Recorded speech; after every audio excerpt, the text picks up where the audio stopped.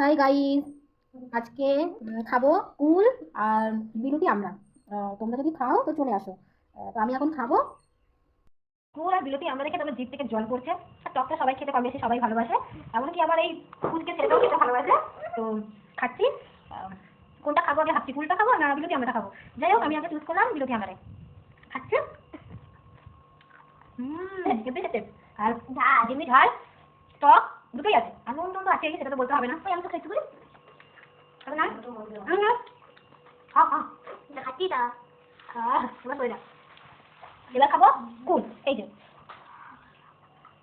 উফ, কতদিন পরে খেলাম কুলের আচার। আমরা যখন আমরা যখন স্কুলে পড়তাম, রোজ টিফিনের সময় এরকম কুলের আচার আমড়ার আচার কিনে খেতাম। তো এগুলো বড্ড খুব মিস করি ঠিকই, কিন্তু সেভাবে এখন আর টকটা খাওয়া হয়ে ওঠে না। আর স্কুলে একটা প্রচুর পরিমাণে টক খেয়েছি, এত টক খেয়েছি, কত বান্ধবীরা মিলে